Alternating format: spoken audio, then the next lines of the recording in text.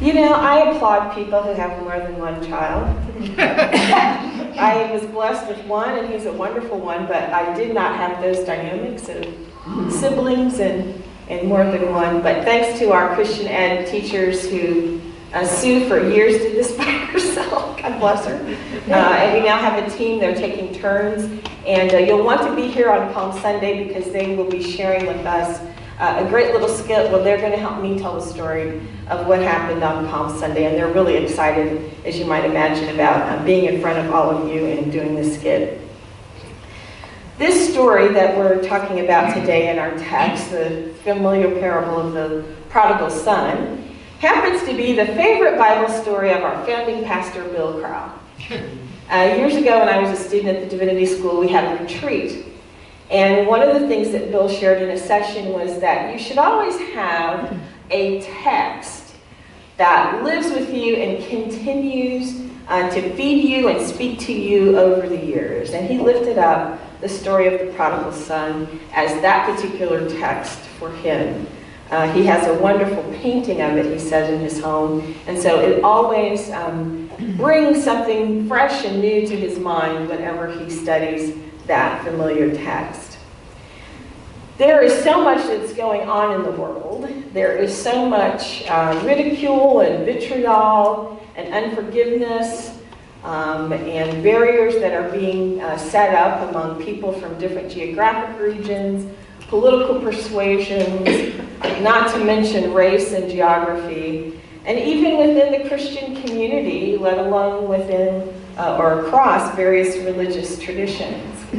So as we think about this story of the prodigal son, there are just a few things that I want to lift up to us today, thinking back on what I told the children, that God loves you this much.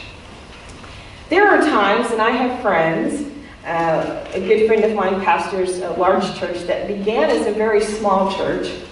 And as the church grew, he was not able to do all the visiting that was necessary to do on a Sunday. I'm grateful that as of today, we don't have anybody in a hospital or a nursing home or a rehab facility. I'm just so excited about that because I spend a good deal of time when we have 2 or 3 people in a weekend. But I'm not talking about that. I'm talking about a church where hundreds of people may be in the hospital, and it's just not physically possible for the pastor to visit all of those people. The people who had been with the pastor when this church was very small began to complain and say, he never comes to visit me. He doesn't get around to me. It wasn't that the church members were loved any less. It was just that there were people who needed more from that pastor at that particular time. This chapter in Luke, the 15th chapter, actually has 3 parables in it. One is the parable of the lost sheep, which we also know very well. 99 sheep are safe in the fold, and the shepherd leaves them to go in search of the one. Does he love the 99 any less? No, it's just that the danger to that one is so great that the shepherd leaves the 99 who are relatively safe in order to find and return that lost sheep. The story of a woman who has 10 coins and she loses one. She sweeps her house furiously trying to find those coins. There are all sorts of theories as to why these coins were so important. One is that this was a woman who was engaged to a man to be married, and she was given sort of a band of coins almost as like a chastity belt to say that these coins were being given, and to lose one would have meant that she somehow had been unfaithful. But when the woman finds this last coin, she goes and tells her friends, I have found the coin which was lost. And she throws a huge party. When the prodigal son returns, the father sees him from a distance. The father does not make a big deal about the fact that the son has been away. In fact, as the son is trying to say, Dad, I'm sorry, just let me work on the farm. That's all I'm asking for. I just want a roof over my head and the safety of knowing that I'm back at home. The father just doesn't stop with a hug, but he brings out all of the symbols that will tell the rest of the community that this is not just a servant on the farm, but that this is his son, a son who will have special standing, a son who is part of the family, the robe, the ring, putting new shoes on his feet. This first son, who has actually inherited and will inherit more than the second son, is annoyed that the dad is showing these public symbols of great love and favor more than he had ever shown publicly for him. Almost like the members of the church complained that the pastor wasn't spending as much time with him as he had in the beginning. My friend's answer to this particular complaint was, when we were small, what I was doing was trying to build a church and strengthen you so that when we became larger, you would be able to help me build and strengthen others. The oldest son is in a position where everything that is due him is intact. The father hasn't taken anything away from him by restoring the younger son. When we pay more attention to people who have more need, we aren't leaving the people who are there otherwise behind. When we pay attention to the refugee, we're not leaving the citizens behind. When we try to work to ensure that people who are poor have enough to eat, we're not leaving the people who have what they need behind. We're focusing our attention on who needs the most help at that particular point in time. To say that we love one child any less defies the bigness of love. To say that the pastor loves you less because you're not in the hospital and so you don't get as much time and attention defies the understanding of what love really is. I dare say that I know some of you better because you've been ill or you've lost family members and we have walked through different journeys together. But it doesn't mean that I don't love you because I've not had to visit you in the hospital. It doesn't mean that if you have 2 children and you must care for the sick one, that you love the one who is healthy any less.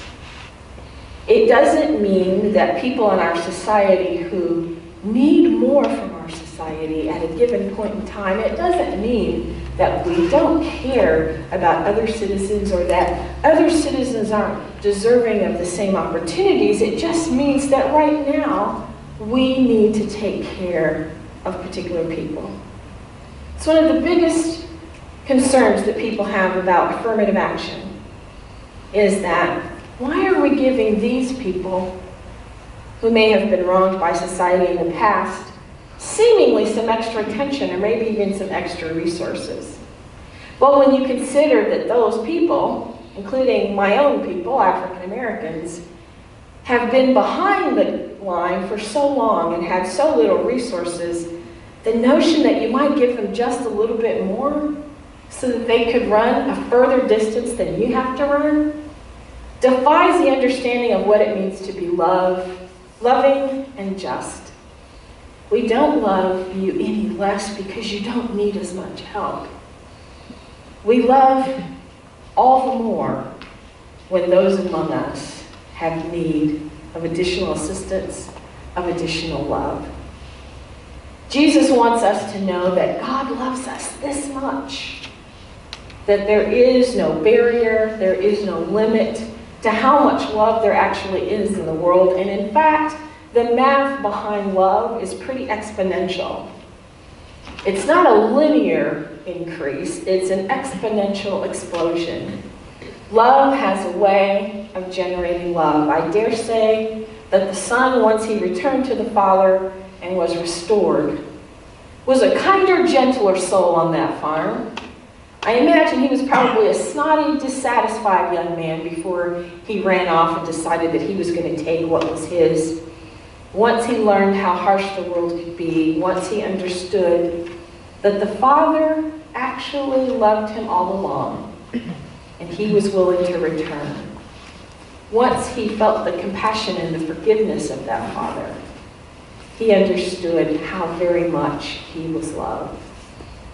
The best thing about these stories is the celebrations that follow. When a lost sheep is found, there is celebration. When a lost coin is found, there is celebration. When a lost son returns home, there's a big party. Jesus later says of these parables that when one person comes to God, there's essentially a party in heaven, that God rejoices over the one, not because he loves the one more, but because the one needs him more in that moment. When we have a visitor, if we have a new member, we're all really excited. Not because we don't love the people who are already there, but because the one who is new in our midst needs a hand extended, needs to know that we love and care, needs to know that they are welcome. How big is love? How compassionate can love be? How expansive can love be? When we recognize that the person who needs our love at any given moment is not necessarily loved more, but in that moment needs more. And that's what an understanding and inclusive community needs to grow to be, to grow and expand in any particular direction, because one day you need a little more, tomorrow you need a little more, and the next day because you got a little more, you're strong enough to come over and help this person have a little more. Love isn't an accounting ledger where we have to balance it with debits and credits. Love can expand to include whatever the need is at the time. And to sit back and calculate who loves more or gets more love or who gets more in any particular moment is to defy the bigness of God's love. I hope that you all know that no matter what happens, no matter what you do, God loves you. That you can always come home, that just as you would welcome a child back home after whatever journey they may have been on, you would be the one to put on the coat and the ring and put the sandals on his feet. You would be the one killing the fatted calf, celebrating that the child you so loved had returned home. God is like that. And so we should be like that as we share with one another in the ups and downs of life. Sometimes each of us needs a little bit more. It doesn't mean God loves any less. It doesn't mean God loves that person anymore. It just means that God's love expands to give us what we need when we need it. I want to assure you today, God loves you this much. To the moon and back, to infinity and beyond. God loves you this much. Amen.